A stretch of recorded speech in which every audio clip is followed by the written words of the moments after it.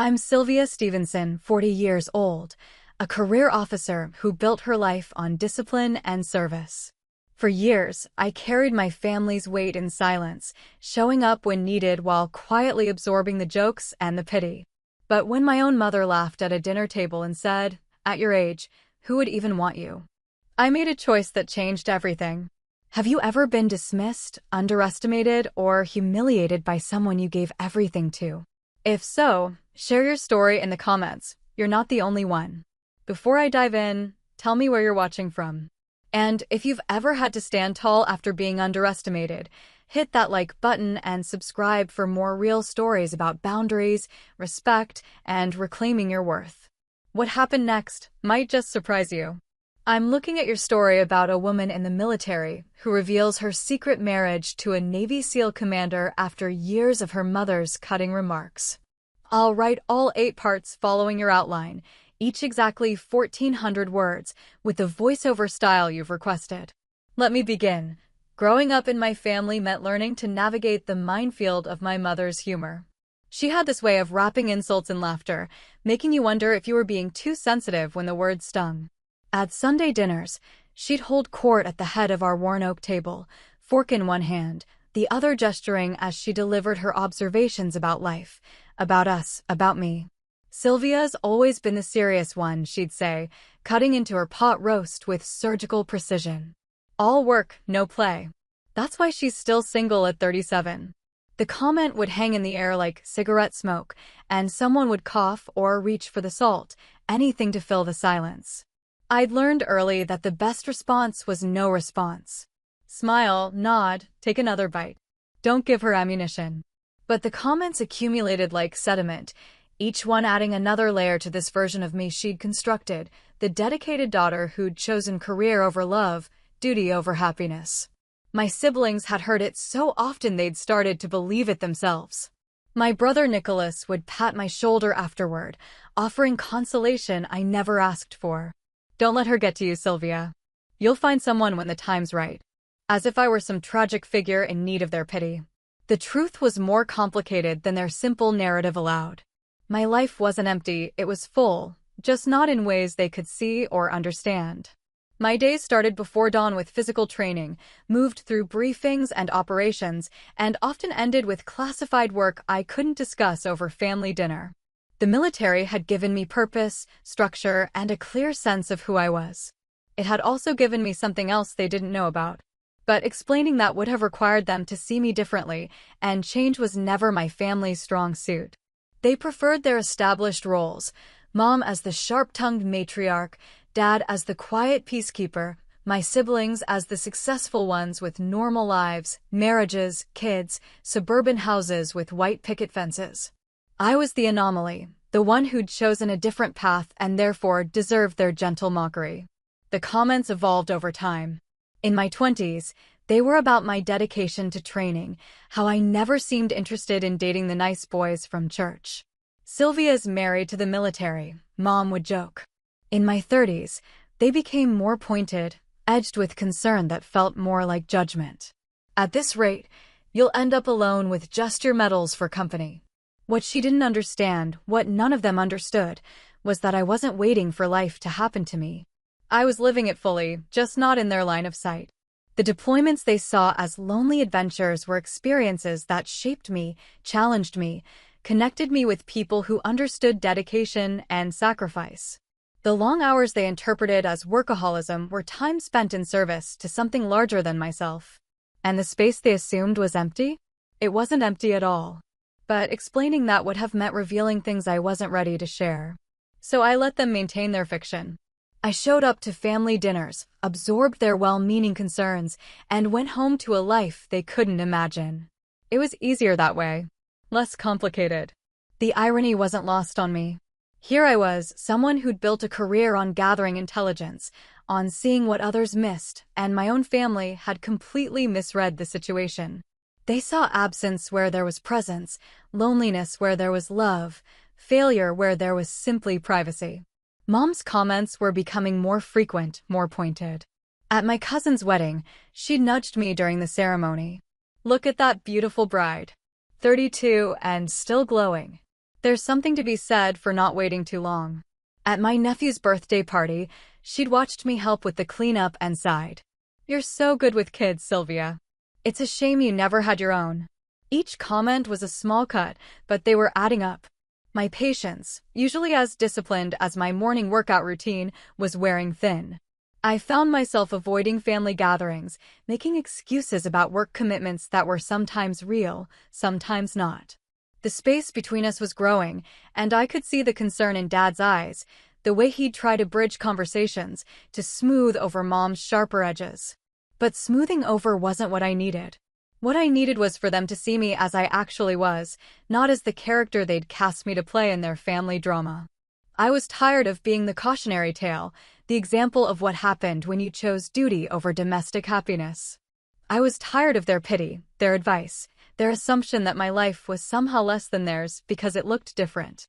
The breaking point was building like pressure in a sealed container. Every family dinner, every casual comment, every sympathetic look was adding to it.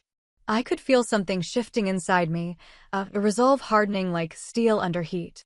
I'd spent my career learning when to hold information close and when to deploy it for maximum effect. I was starting to realize that my family situation might benefit from a strategic disclosure. The next family dinner would be different. Not because I planned it that way, but because I'd finally reached my limit with being misunderstood. The woman who could navigate complex military operations with calm precision was about to apply those same skills to a much more personal battlefield. But first, I had to decide if they deserved the truth they'd been so quick to assume they already knew. The dinner started like all the others.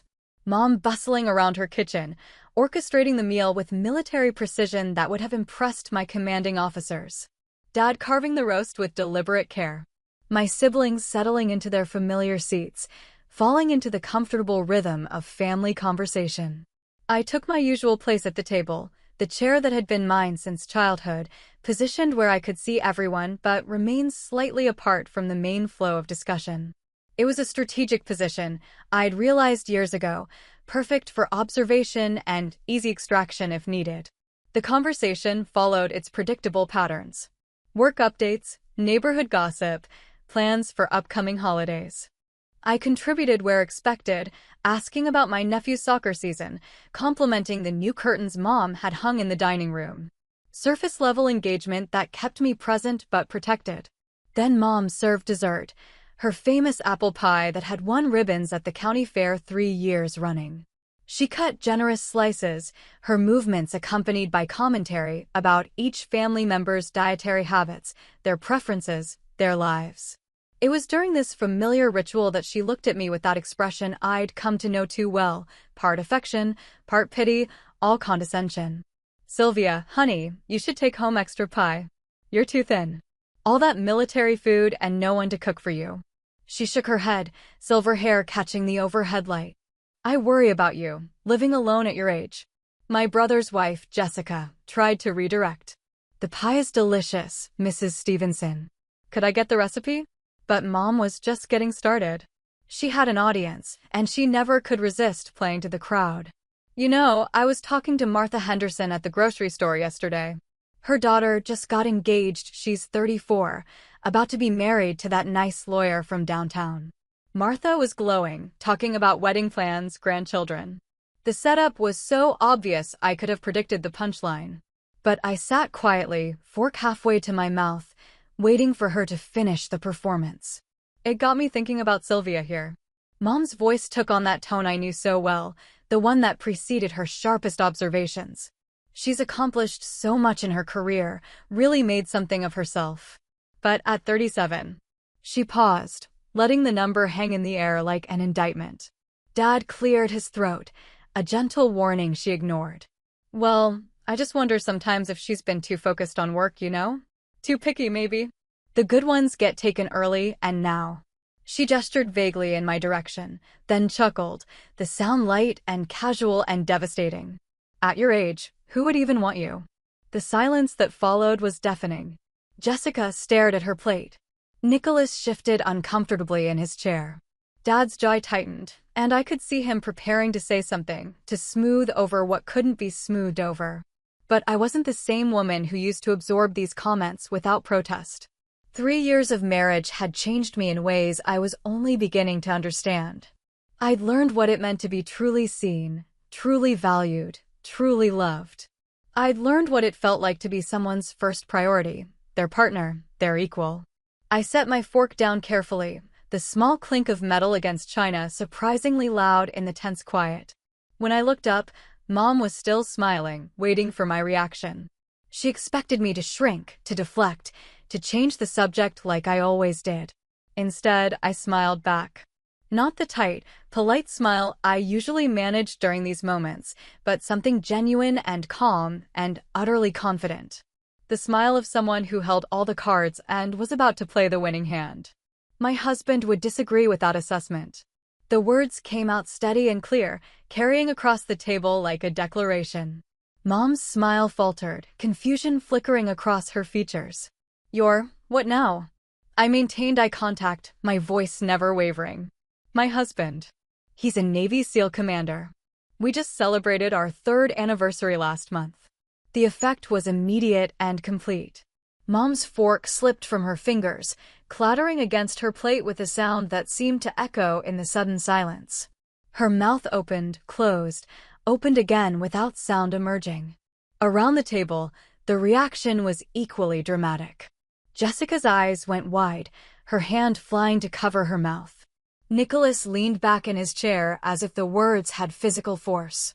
Dad's eyebrows shot up, and I could see him processing, recalculating everything he thought he knew about his daughter's life.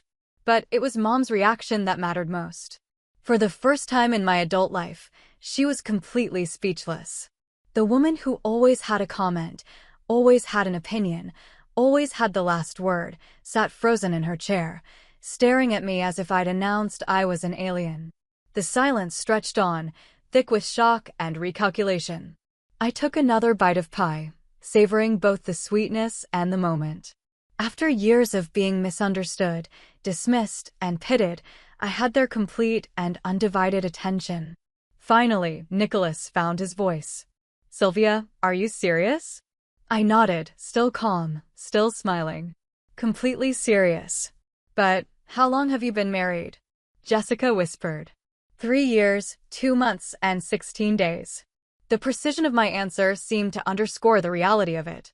This wasn't a fantasy or a desperate lie. This was fact, delivered with the same matter-of-fact tone I used in briefings. Mom finally managed to speak, her voice smaller than I'd ever heard it. "Why didn't you tell us?" I took my time answering, considering the question seriously. Why hadn't I told them? The reason seemed so clear to me, but looking at their shocked faces, I realized they genuinely didn't understand. Because I said finally, you never asked. To understand why that moment felt like such a victory, you'd have to know where I came from. Not geographically, we'd lived in the same small Ohio town my entire childhood, but emotionally. You'd have to understand the family dynamics that shaped me, the expectations that defined me, and the slow evolution that led me to choose silence over explanation. I was the middle child in a family that prized conventional success. My older brother Nicholas had followed the expected path: high school football, business degree, marriage to his college sweetheart, 2 kids, and a mortgage by 30. My younger sister Lisa had chosen the artistic route but made it palatable with marriage to a successful architect and a pottery studio that actually turned a profit. Then there was me, the anomaly. Even as a child, I'd been drawn to structure, to challenge, to proving myself in ways that made my family slightly uncomfortable. While other girls my age were playing house, I was reading military history, fascinated by strategy and leadership. My parents indulged what they assumed was a phase, buying me books about Joan of Arc and encouraging my interest in martial arts. But it wasn't a phase. By high school, I knew I wanted a military career. Not as a stepping stone to something else, not as a way to pay for college, but as a calling. I wanted to serve, to be part of something larger than myself, to test my limits in ways that civilian life couldn't offer. My family's reaction was complicated. They were proud in their way. Military service was respectable, honorable. But they also saw it as temporary, a detour before I settled into a more traditional life. Mom would introduce me to her friends as my daughter, the soldier, with the same tone she might have used to say, my daughter, the phase. They expected me to outgrow it. Instead, I excelled at it. Basic training, advanced schools, deployments, promotions, each success only seemed to confirm their belief that I was avoiding real life rather than living it fully. They couldn't understand that the discipline, the challenge, the camaraderie of military life wasn't a substitute for something else. It was exactly what I wanted. The comments about my single status started in my late 20s, gentle at first. When you're ready to settle down, Mom would say, you'll find someone who appreciates how special you are. The implication was clear. My current life was preparation, not destination. By my early 30s, the gentleness had worn thin. Family gatherings became exercises in deflecting well-meaning advice about online dating, about lowering my standards, about the biological clock that everyone seemed to hear ticking except me. They meant well, but their concern felt like judgment. Their worry felt like disapproval. What they didn't understand was that I wasn't waiting for my life to begin. I was living it, fully and purposefully, in ways they couldn't see from their suburban vantage point. The deployments they saw as lonely isolation were experiences that connected me with people who shared my values and commitment. The demanding schedule they interpreted as workaholism was time spent in service to principles that gave my life meaning. And then I met Henry. It was during a joint training exercise, one of those multi-branch operations designed to improve coordination between services. He was Navy, I was Army, and under normal circumstances, our paths might never have crossed again. But these weren't normal circumstances. The exercise simulated a hostage rescue scenario, complex and dangerous enough to require the best from each service branch. I was leading my team through the urban warfare component when everything went sideways. Communication breakdown, equipment failure, civilian complications, the kind of chaos that separates good soldiers from great ones. Henry's SEAL team was supposed to provide overwatch, but when my team got pinned down by simulated enemy fire, he made a decision that wasn't in the playbook. Instead of maintaining his assigned position, he repositioned his team to create an escape route for mine. It was tactically sound but personally risky, the kind of split-second leadership that either gets you promoted or court-martialed. In this case, it saved the exercise and probably several careers. Afterward, during the debrief, I found myself studying him. Not romantically, at least, not initially, but professionally. He carried himself with the quiet confidence of someone who'd been tested and proven, but without the arrogance that sometimes came with elite units. When he spoke about the tactical adjustment, he gave credit to his team, acknowledged the risks, and demonstrated the kind of analytical thinking that impressed even the most skeptical observers. We ended up in the same bar that night, part of a larger group but somehow gravitating toward each other in conversation. We talked about tactics and strategy, about leadership challenges, and the weight of responsibility. It was the kind of conversation I'd rarely had outside military circles, and never with someone who understood the pressures and rewards of high-stakes command positions. When he asked for my number, I gave it without hesitation. The relationship that followed was unlike anything I'd experienced. We understood each other's commitments, respected each other's dedication, and found ways to connect despite demanding schedules and frequent separations. There was no pressure to choose between career and relationship, no assumption that one had to diminish for the other to flourish. When he proposed, 18 months after that first meeting, it felt like the most natural thing in the world. We married in a simple ceremony at the base chapel, surrounded by military friends who understood that love and duty weren't competing forces, but complementary ones. I didn't tell my family about the engagement, the wedding, or the marriage that followed. Not out of spite, but out of exhaustion. I was tired of having to justify my choices, tired of defending my life, tired of being seen as incomplete simply because my path looked different from theirs. For 3 years, I lived a double life. At family gatherings, I was still the dedicated single daughter, the cautionary tale, the object of their loving but misguided concern. At home, I was a wife, a partner, part of a team that respected and challenged and supported each other. The deception wasn't malicious. It was protective. I was protecting my marriage from their scrutiny, my happiness from their opinions, my sense of self from their narrow definitions of success. But protection has its costs, and I was finally ready to pay them. The aftermath of that dinner revelation rippled through my family like a stone thrown into still water. In the days that followed, I watched as everyone scrambled to adjust their understanding of who I was and what my life actually looked like. Mom called the next morning, her voice tight with controlled emotion. "Sylvia, we need to talk." I was in my kitchen, making coffee in the methodical way Henry had taught me, precise measurements, careful timing, attention to detail. The familiar routine grounded me as I listened to her struggle with words that felt foreign in her mouth. "I don't understand why you felt you couldn't tell us," she said finally. "Are you ashamed of us? Of your family?" The question revealed everything about how she saw the situation. In her mind, my silence was about them, about some failing on their part that had driven me to secrecy. She couldn't conceive that it might be about me, about protecting something precious from their casual cruelty disguised as concern. "It's not about shame, Mom." "Then what is it about?" I poured my coffee, watching the steam rise in the morning light streaming through my windows. How do you explain to someone that their love felt like suffocation? That their concern felt like judgment? That their assumptions about your life had become so entrenched that the truth seemed impossible to introduce? "It's about being seen," I said finally. "Really seen, for who I am, not who you think I should be." The silence on the other end stretched long enough that I wondered if she'd hung up. When she spoke again, her voice was smaller, more uncertain than I'd ever heard it.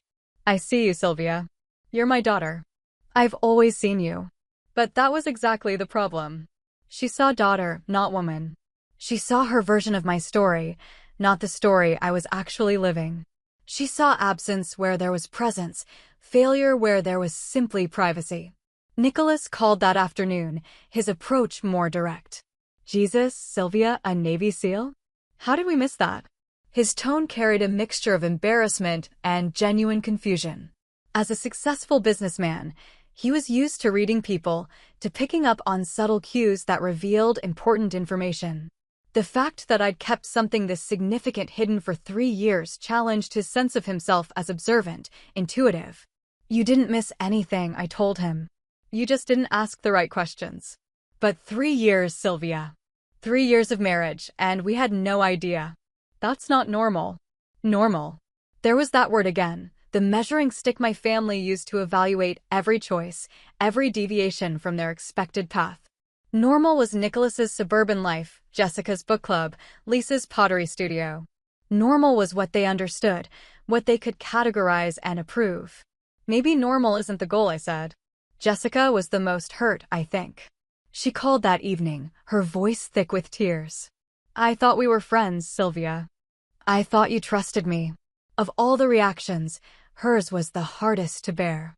Jessica had always been kind to me, including me in sister-in-law activities without the obligation that blood relationships sometimes carried.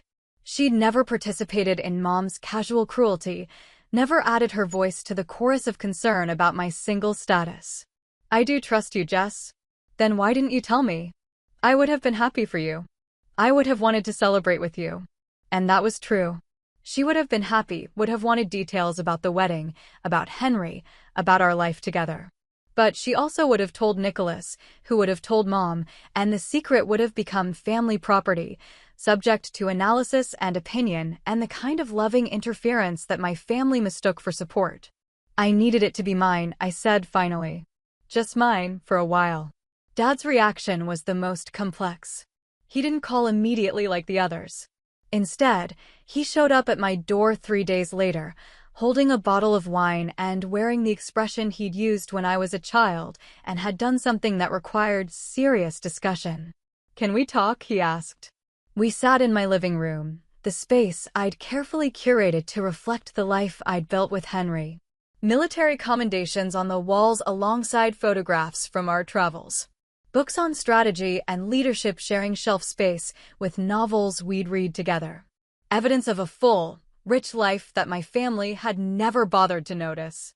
Dad looked around, taking it in with the same methodical attention he'd once used to examine my report cards. "Nice place," he said finally. "Thank you. Your husband, Henry? He's really a SEAL commander. I nodded. And you've been married 3 years.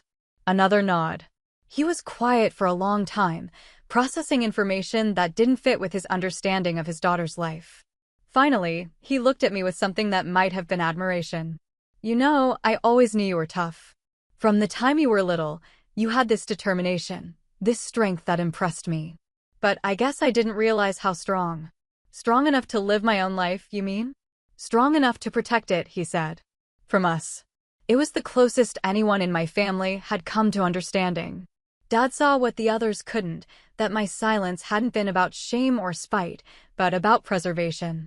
I'd been protecting something valuable from people who'd proven they couldn't handle it with care. I'm sorry, he said quietly. For not seeing. For not asking better questions. For letting your mother's concerns become the family narrative about your life. The apology meant more than he probably realized. Not because it absolved anyone, but because it acknowledged something that had been missing from our family dynamic for years. Respect for my autonomy, for my ability to make decisions about my own life. But apologies, however sincere, couldn't undo years of casual dismissal. They couldn't erase the comments, the assumptions, the well-meaning interference that had driven me to secrecy in the first place. Forgiveness was possible, but trust would have to be rebuilt slowly, carefully, with new ground rules that protected what I'd learned to value most. The hardest part wasn't their hurt feelings or confused questions. It was the realization that I'd spent so much energy hiding from people who were supposed to know me best. The woman who could navigate complex military operations with calm precision had been afraid to tell her own family about the most important relationship in her life. That said something about them, but it also said something about me. Something I was only beginning to understand and didn't entirely like. I'd let their limited vision of my life become more powerful than my own reality. I'd given them authority they'd never actually earned. It was time to take that authority back. The decision to maintain my boundaries wasn't born from anger, though anger had certainly played a role in bringing me to this point. It came from something deeper. A recognition that relationships require mutual respect to function, and respect had been notably absent from my family's treatment of me for years. I wasn't interested in dramatic confrontations or emotional speeches about how they'd failed me. Military life had taught me that sustainable change comes through consistent action, not grand gestures. So instead of explaining everything they'd done wrong, I simply started doing things differently. When Mom called with her half-hearted apology, "I'm sorry if what I said hurt your feelings, but you have to understand, I was worried about you," I listened politely and then redirected the conversation to safer topics. Weather, current events, anything that didn't require me to accept responsibility for her discomfort with the truth. But Sylvia, we need to talk about this. I need to understand why you felt you couldn't trust us. There's nothing to understand, Mom. I made a choice about my privacy. You're entitled to your feelings about that choice, but I'm not responsible for managing them. The line went quiet. In our family's established dynamic, I was supposed to soothe, to explain, to take responsibility for everyone else's emotional reactions. The fact that I wasn't playing that role anymore left her without a script. Nicholas tried a different approach, appealing to what he assumed was my sense of obligation. Look, Sylvia, I get that you wanted privacy. But family means something. It means being included, being trusted with important information. Mom's really hurt, and I think you owe her an explanation. I don't owe anyone an explanation for how I choose to live my life. That's pretty cold, even for you. The comment revealed more than he probably intended. Even for you. As if coldness was a character trait they'd already assigned to me, another way of explaining why my life didn't match their expectations. The dedicated daughter was cold. The single woman was emotionally unavailable. The soldier was too hard, too distant, too masculine for love. None of it was true, but it was easier for them to blame my personality than to examine their own assumptions. Jessica tried the emotional approach, tears in her voice as she pleaded for understanding. I just want us to be close, Sylvia. Real sisters. But how can we be close if you don't trust me with the important things in your life? Closeness isn't about sharing every detail, Jess. It's about respect. About accepting that people get to decide what they share and when they share it. But your wedding, Sylvia. You got married and didn't invite us. That's not about privacy. That's about shutting us out. She wasn't wrong, exactly. The wedding had been small, private, limited to military friends who understood our world and our choices. But the decision to exclude family hadn't been about punishment. It had been about protection, protecting a sacred moment from becoming another opportunity for their opinions and interference. My wedding was about Henry and me, not about managing everyone else's expectations or feelings. That's selfish. Maybe it was. But after years of putting everyone else's comfort before my own truth, a little selfishness felt revolutionary. Dad was the only one who didn't push for explanations or apologies. Instead, he asked a different question: what would you need from us to feel comfortable sharing more? The question surprised me with its directness and its implicit acknowledgement that the problem wasn't my secretiveness, but their trustworthiness. It suggested he understood, at least partially, that my silence had been protective rather than punitive. Respect, I said without hesitation. Respect for my choices, my timeline, my right to live my life without constant commentary or advice I didn't ask for. And if we can't do that, then we'll have a polite but distant relationship. Sunday dinners when schedules permit. Holiday cards. Surface-level conversations about work and weather. It wasn't a threat. It was simply a statement of fact. I'd spent too many years accepting treatment I wouldn't tolerate from strangers, simply because we shared DNA. Blood relationship wasn't a license for disrespect, and I was no longer willing to pretend otherwise. The hardest part was watching them struggle to adjust. Mom, in particular, seemed lost without her role as the family authority on my life. She'd spent years diagnosing my problems and prescribing solutions. Suddenly, she had no problems to solve, no advice to give, no corrections to make. At the next family gathering, she tried to revert to old patterns. Sylvia, you look tired. Are you getting enough sleep? Military life can be so demanding, especially for someone you're, I'm fine, Mom. My voice was pleasant but firm. Thank you for asking. She blinked, clearly expecting more. An explanation of my sleep schedule, details about work stress, something she could analyze and improve. When none came, she looked uncertain, like an actor who'd forgotten her lines. Nicholas jumped in, trying to fill the awkward silence. So, where's this husband of yours? When do we get to meet him? When it feels right. And when will that be? I'll let you know. Again, the response was polite but offered no opening for negotiation or pressure. I wasn't being cruel, but I also wasn't being accommodating in the way they'd come to expect. Lisa, who'd been mostly quiet during the family drama, finally spoke up. You've changed, Sylvia. Yes, I have. I'm not sure I like it. That's okay. You don't have to. The conversation moved on to safer topics after that, but the underlying tension remained. They were all walking on eggshells, afraid to say the wrong thing, uncertain how to interact with this version of me who wouldn't absorb their casual cruelty or manage their emotional reactions. It wasn't comfortable for any of us, but comfort had never been the goal. Respect was the goal. Authentic relationship was the goal. And if that required a period of discomfort while everyone adjusted to new boundaries, so be it. I'd spent 3 years protecting my marriage from their opinions. Now I was protecting myself from their expectations. It was long overdue. Mom's adjustment period was the most difficult to watch, though I found myself less sympathetic than I might have expected. For so many years, she'd held court as the family expert on my life, diagnosing my problems and prescribing solutions with the confidence of someone who'd never actually listened to what I was saying. Now, stripped of that role, she seemed genuinely lost. At family gatherings, I could see her watching me, searching for openings to reassert her authority. When I mentioned being tired after a particularly demanding week, she'd start to launch into advice about work-life balance, then catch herself mid-sentence, uncertainty flickering across her features. When I declined a second helping of dinner, she'd begin to comment on my weight, my eating habits, my need to take better care of myself, then trail off when she met my steady gaze. It was like watching someone try to perform a familiar dance with a partner who'd changed all the steps. I don't know how to talk to you anymore, she confessed during one of our phone conversations, her voice carrying a mixture of frustration and genuine confusion. Try talking to me like you'd talk to any other adult woman whose life choices you respect." The silence that followed was telling. She'd never talked to me that way because she'd never seen me that way.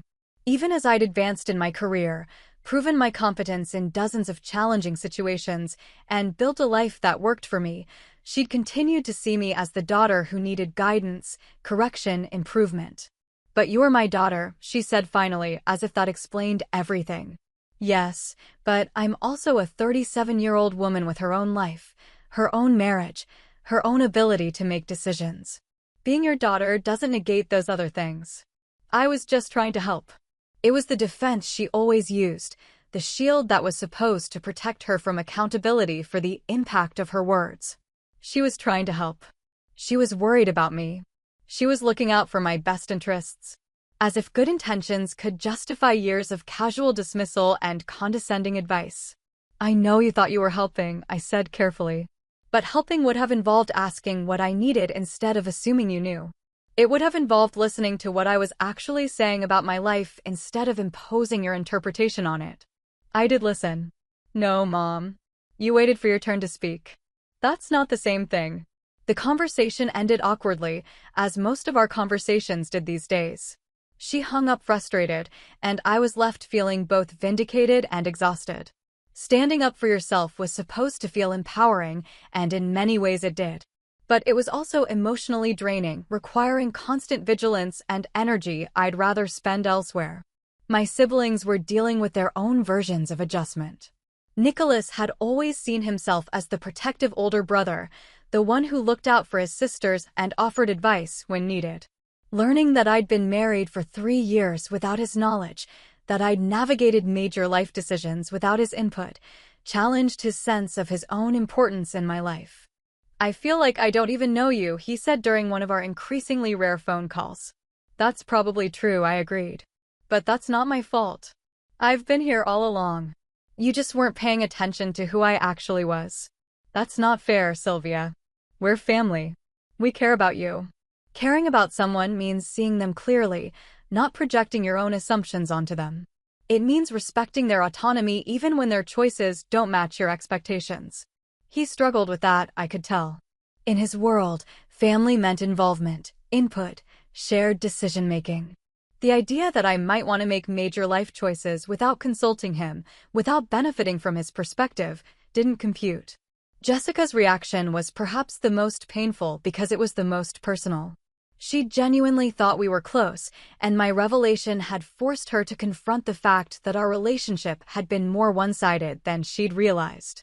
"I told you everything," she said during one of our increasingly strained conversations. My problems with Nicholas, my worries about the kids, my struggles with work. "I trusted you with all of it. And I listened. I supported you. I never judged you or offered unsolicited advice about how you should handle things differently. But you didn't trust me back. I trusted you with what felt safe to share. Just like you probably don't tell me every detail of your marriage or your private thoughts. Trust isn't about complete disclosure. It's about feeling safe to be vulnerable. And you didn't feel safe with us." It wasn't a question, and I could hear the hurt in her voice. But I also heard something else, understanding. Jessica was beginning to grasp that my silence hadn't been about her personally, but about the family dynamic that made honesty feel dangerous. "I didn't feel safe being fully myself," I corrected. "There's a difference. The changes weren't just affecting how my family saw me, they were changing how I saw myself. For years, I'd compartmentalized my life, keeping my family relationships separate from my real life in a way that had required enormous energy and careful management. I'd been 2 different people, the dutiful daughter who absorbed criticism and advice, and the competent officer who commanded respect and operated with confidence. Now, for the first time, I was trying to be one person in both contexts. It was liberating, but also uncomfortable. The daughter who'd learned to make herself small was having to learn how to take up space. The woman who'd protected her truth by hiding it was having to learn how to defend it openly. Henry noticed the change immediately when I came home from family dinners. Instead of being drained and frustrated, I was energized, even when the conversations had been difficult. "You're different," he observed after one particularly tense Sunday dinner. "How so?" "More yourself. Like, you don't have to shrink anymore. He was right. I'd been shrinking for so long I'd forgotten what it felt like to stand at full height, to speak with my natural voice, to take up the space I'd earned. Learning to do it with my family was harder than doing it anywhere else, but it was also more necessary. Because if I couldn't be myself with the people who were supposed to know me best, then what was the point of any of it? The attempts at reconciliation came in waves, each family member approaching the problem with their own style and timeline. But reconciliation required acknowledgement of what had gone wrong, and that proved more challenging than anyone expected. Mom's first attempt came through food, naturally. She called to invite me for lunch, just the two of us, so we can really talk. Her voice carried that careful tone she used when she was trying to manage a situation, and I could practically hear her rehearsing the conversation in her head. We met at a restaurant she'd chosen, a quiet place with white tablecloths and low lighting that she probably thought would encourage intimate conversation. She ordered for both of us without asking what I wanted, a habit so ingrained she didn't even seem to notice she was doing it. "I've been thinking about what you said," she began, cutting her chicken salad into precise squares. "About respect and seeing you clearly. I want you to know that I do see you, Sylvia. I've always been proud of you." It was a start, but it missed the point entirely. Pride wasn't the same as respect. Being proud of someone suggested ownership, reflected glory that enhanced your own image. Respecting someone meant accepting their autonomy even when it made you uncomfortable. "What do you see when you look at me, Mom?" She seemed surprised by the question. "I see my daughter. My accomplished, dedicated daughter who's maybe been too focused on work to make room for other things in her life. Even now, even after everything, she couldn't let go of her narrative. I was accomplished, yes, but only in ways that fit her definition of accomplishment. I was dedicated, but to the wrong things. I was focused on work because I hadn't made room for the things she thought should be more important. What if I told you that I'm happy?" I asked. "That my life is exactly what I want it to be? Are you happy?" The fact that she had to ask told me everything I needed to know. She'd been so busy worrying about what was missing from my life that she'd never considered I might be content with what was there. "Yes, Mom. I'm very happy." She looked genuinely puzzled by this information, as if happiness were incompatible with the life she'd imagined I was living. "But you're so isolated, so disconnected from family. How can that make you happy?" "I'm not isolated. I'm selective. There's a difference."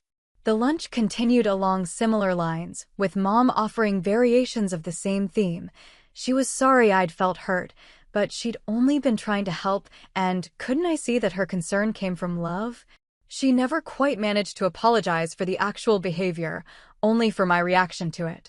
Nicholas's approach was more direct, but equally problematic. He showed up at my office unannounced, using his business connections to get past security with the kind of confidence that assumed his presence would be welcome. "We need to clear the air," he announced, settling into the chair across from my desk as if he'd been invited. I finished the report I was reviewing before looking up, letting the silence stretch until he shifted uncomfortably. "What can I help you with, Nicholas?" "This thing with the family. It's gotten out of hand. Mom's upset, Jessica's confused, and frankly, I think you're being stubborn just to prove a point." "What point is that?" "That you don't need us. That you're better than us." "I get it, Sylvia. You've made something of yourself, and that's great. But family is family. You can't just shut us out because we didn't handle things perfectly." The conversation revealed everything about how he saw the situation. In his mind, this was about my ego, my need to prove superiority, my inability to forgive minor imperfections. He couldn't conceive that it might be about something more fundamental, the right to be seen accurately and treated with respect. "I haven't shut anyone out," I said calmly. "I've simply established boundaries around how I'm willing to be treated. By keeping your marriage secret for 3 years? By protecting something important from people who'd proven they couldn't handle it with care." He didn't like that answer. I could see him struggling with the implication that he and the rest of the family had been untrustworthy, that their treatment of me had been careless enough to require protection. "That's not fair, Sylvia. We would have been happy for you." "Would you?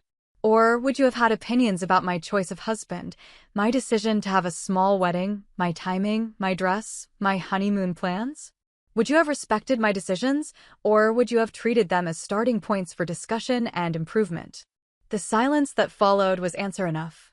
Nicholas knew, as I did, that my marriage would have become family property, subject to analysis and advice, and the kind of loving interference that my family mistook for support. Jessica's attempt was the most genuine, though it too fell short of what was needed.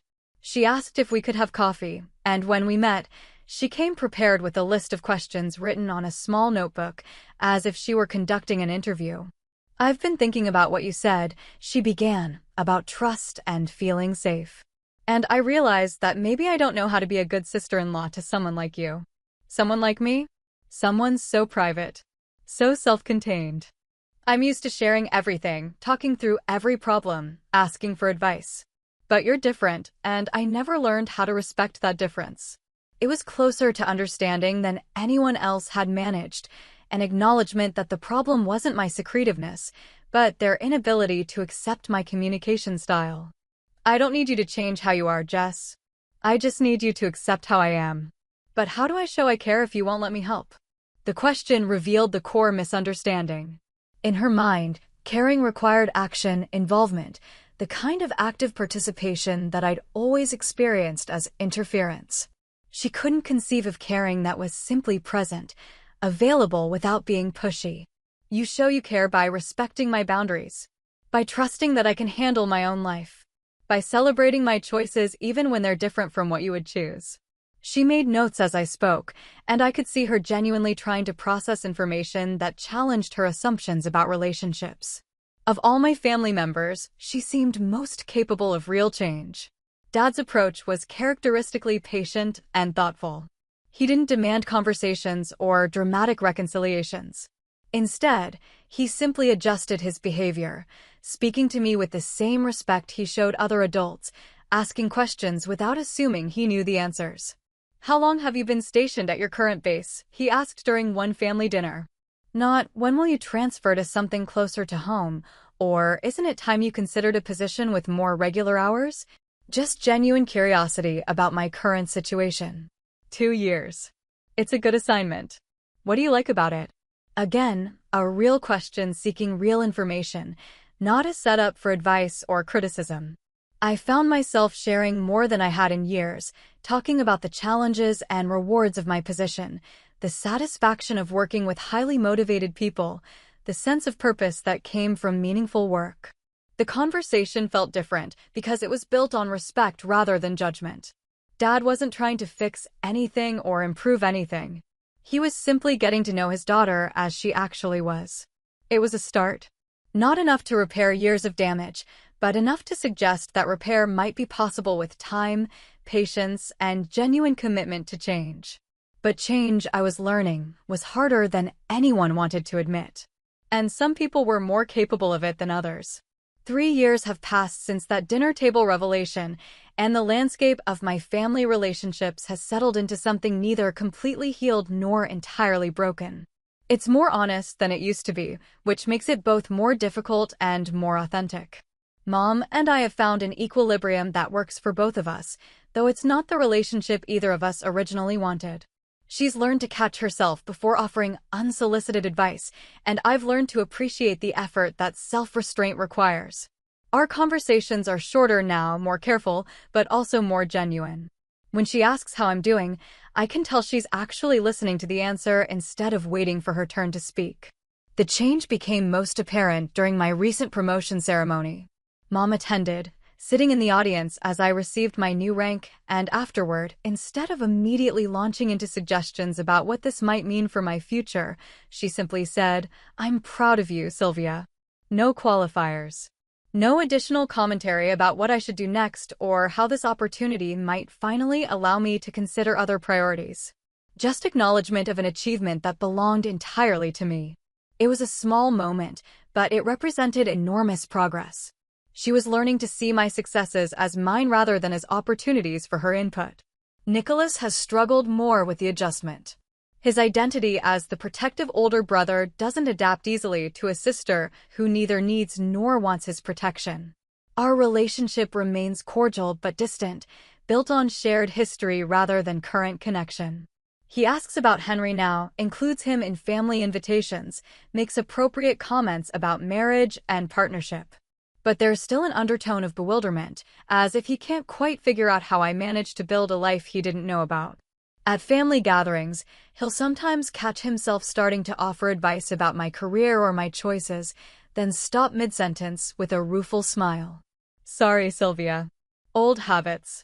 It's more awareness than I used to get, which feels like progress even if it's incomplete progress. Jessica has surprised me by becoming the family member who's adapted most successfully to these new dynamics. She's learned to ask permission before offering advice, to express interest without demanding details, to support without intruding. Our relationship has become more balanced, less one-sided, built on mutual respect rather than assumed intimacy. When I finally introduced Henry to the family at a Christmas gathering 2 years ago, Jessica was the one who made the effort to draw him into conversation without overwhelming him with questions or expectations. She treated him like a person rather than like a prize I'd finally managed to acquire, which allowed him to relax and be himself. Henry's integration into my family has been its own education for all of us. They expected someone intimidating, I think, someone whose military bearing and elite training would make him difficult to relate to. Instead, they found a man who's quietly confident, genuinely interested in others, and secure enough in himself to handle their curiosity with grace. At that first Christmas dinner, Mom tried to impress him with elaborate cooking and formal table settings, the kind of performance she put on for important guests. Henry complimented the food genuinely, but also helped clear dishes, asked about family traditions, and told stories that made everyone laugh. By the end of the evening, he'd become simply another person at the table rather than the mysterious figure they'd built up in their imaginations. He's not what I expected, Mom confessed to me later. What did you expect? Someone harder. More military. It was a telling comment, revealing how she'd categorized both Henry and me in ways that didn't match reality. Military service, in her mind, required a kind of hardness that was incompatible with warmth, humor, or genuine connection. The fact that Henry could be both a SEAL commander and someone who genuinely enjoyed hearing Dad's stories about his garden challenged assumptions she didn't even realize she'd been making. Dad, characteristically, had the most natural reaction to Henry's presence. He treated him like he treated any son-in-law, with polite interest, respectful questions, and the kind of casual acceptance that made integration easy. When Henry mentioned his interest in woodworking, Dad immediately began planning projects they could work on together. It was the kind of organic connection that happens when people see each other clearly instead of through the filter of expectations and assumptions. The changes in my family dynamics have changed me too, in ways I'm still discovering. For years, I'd been two different people, the competent professional who commanded respect in military settings, and the diminished daughter who absorbed criticism and advice in family settings. Learning to be consistently myself in all contexts has been liberating, but also challenging. I've had to learn that standing up for myself doesn't require being defensive or aggressive. It simply requires being clear about my boundaries and consistent in maintaining them. When Mom slips back into old patterns of offering unsolicited advice, I can redirect the conversation without anger. When Nicholas starts to offer solutions to problems I haven't asked for help with, I can politely decline without feeling guilty. Most importantly, I've learned that authentic relationships require courage from everyone involved. It takes courage to see people as they actually are rather than as you want them to be. It takes courage to accept that your perspective might be incomplete or inaccurate. It takes courage to change patterns that have been established for years. My marriage remains strong, built on the foundation of mutual respect and understanding that attracted us to each other in the first place. Henry has been patient with my family's adjustment period, supportive during the difficult conversations, and proud of the boundaries I've learned to maintain. He's never asked me to choose between him and them, understanding that healthy relationships don't require such choices.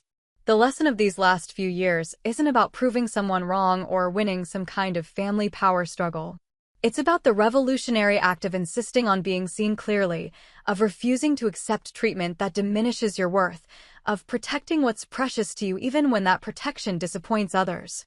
My mother's comment that night, "At your age, who would even want you?" revealed more about her limitations than mine. But my response revealed something about me. I was finally ready to stop accepting her version of my story and start living by my own truth. That's not revenge. That's simply the quiet dignity of a woman who knows her own worth and refuses to negotiate it away for the comfort of others.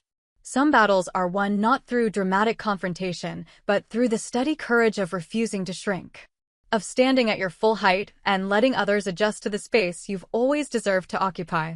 The fork may have slipped from her hand, but I never dropped my composure. And that, perhaps, made all the difference. 2 months after Henry's first Christmas with my family, I got the call that changes everything for military families. Deployment orders. 6 months in a classified location, doing work I couldn't discuss, leaving behind the life I'd fought so hard to protect and define.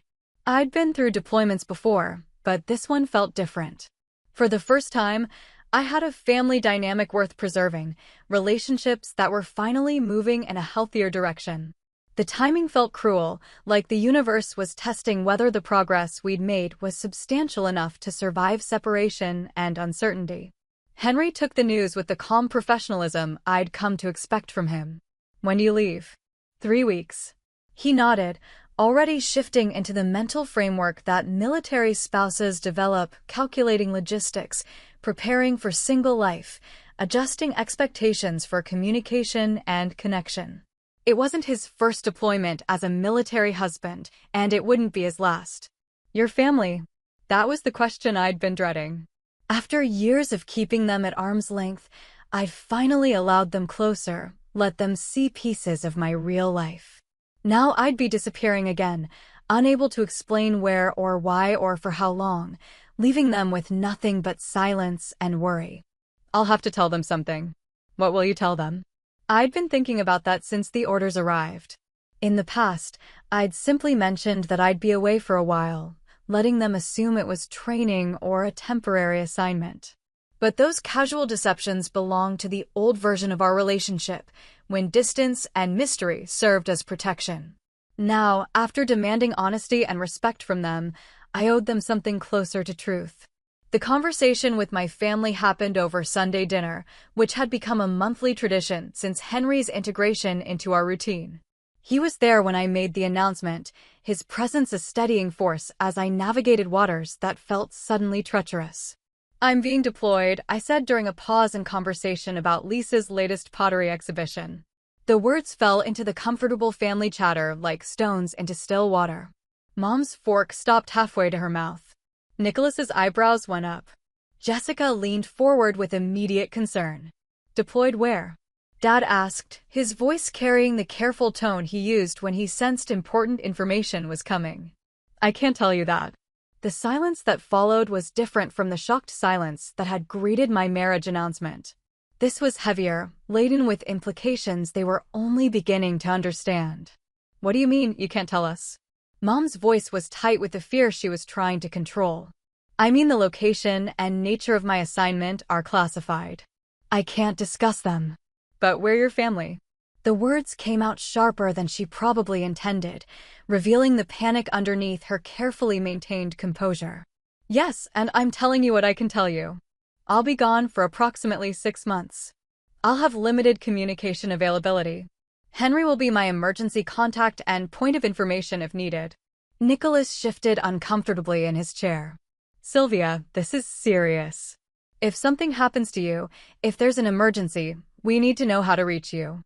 The military has protocols for family notification.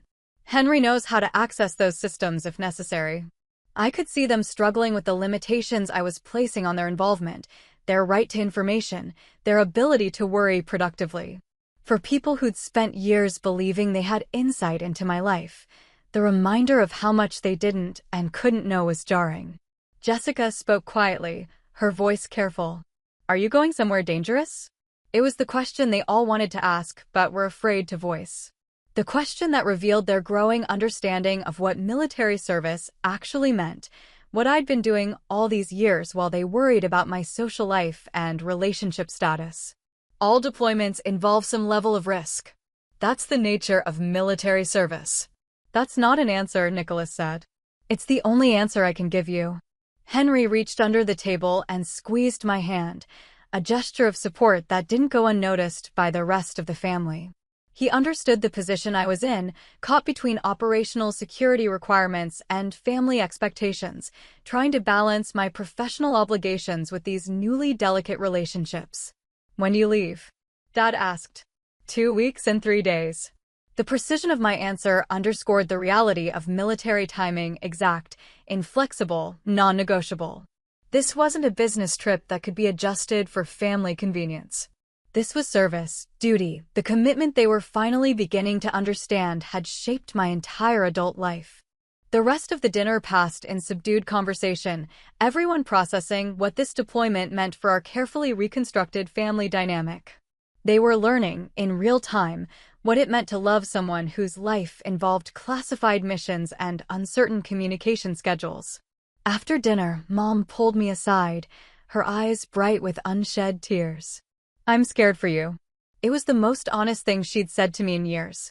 No advice, no suggestions for how I should handle things differently, no attempts to manage or improve the situation. Just raw, genuine fear for her daughter's safety. I know, Mom. That's natural. I don't know how to do this. How to worry about you properly when I don't know what I'm worrying about. You do it the same way military families have always done it. One day at a time. Trust that I'm well-trained, well-prepared, and surrounded by people who are equally committed to the mission and to each other. She nodded, but I could see her struggling with the helplessness that came with loving someone whose work took them into spaces you couldn't follow or fully understand. Will you write? Email? Something. When I can. But you need to understand that communication will be limited and irregular. That's not personal. That's operational reality. The weeks before departure were filled with the familiar rituals of pre-deployment preparation. Equipment checks, briefings, medical updates, legal documents. But they were also filled with something new: family members who were genuinely trying to support me in ways they didn't fully understand. Jessica researched military deployment support resources, finding websites and books designed to help families cope with separation and uncertainty. She didn't offer advice or suggestions. She simply shared information and let me decide what was useful. Nicholas, in his typically practical way, focused on logistics. If Henry needs anything while you're gone, if there are emergencies or situations we can help with, you make sure he knows he can call us. It was his way of acknowledging that Henry was now family too, that our marriage created connections and obligations that extended beyond just the two of us. Dad approached it characteristically. I'm proud of you, he said simply during one of our last conversations before departure. I don't fully understand what you do or why it requires so much secrecy, but I'm proud that you do it well. The deployment itself unfolded as deployments do, long stretches of routine punctuated by moments of intensity, limited communication complicated by time zones and operational requirements. The strange intimacy of working closely with people who become temporary family in hostile environments. But something was different this time. The emails I received from home weren't filled with complaints about my absence or demands for more frequent contact. Instead, they carried updates about daily life, expressions of support, and the kind of patient love that doesn't require constant reassurance. Mom's emails were short but consistent, sharing small news about neighbors and weather and family happenings without expecting immediate responses. Jessica sent care packages that arrived through military mail channels she'd researched and navigated herself. Nicholas forwarded articles he thought I might find interesting, never asking for my opinions or reactions. Henry's communications were steady and sustaining, but he also shared news from my family, keeping me connected to the relationships I'd worked so hard to rebuild. Your mom called to check on me, he'd write. She wanted to make sure I was eating properly. I think she's adopting me. The deployment became a test not just of my professional skills, but of whether the changes in my family relationships were substantial enough to survive stress, uncertainty, and enforced distance. Whether the respect and boundaries we'd established could hold when fear and love collided with operational security and military necessity. 6 months later, when I returned home, I found relationships that had not only survived but deepened. My family had learned something crucial: That loving someone in the military means accepting limitations you can't control, trusting competence you can't fully see, and supporting choices you don't completely understand. The deployment had taught them what I'd been trying to tell them for years, that my life was bigger than they'd imagined, more complex than they'd assumed, and worthy of respect even when it remained mysterious to them. Sometimes the strongest relationships are forged not in moments of perfect understanding, but in the willingness to love across the spaces understanding cannot reach. And that's how one dinner table comment turned into the moment I finally stood my ground. My life didn't change overnight, but the way my family saw me did. What about you? Have you ever had to set boundaries with family after years of being underestimated? How did they react? Did they change or stay the same? Drop your thoughts in the comments, and if this story hit home, make sure to like, share, and subscribe for more true stories about respect, resilience, and reclaiming your worth.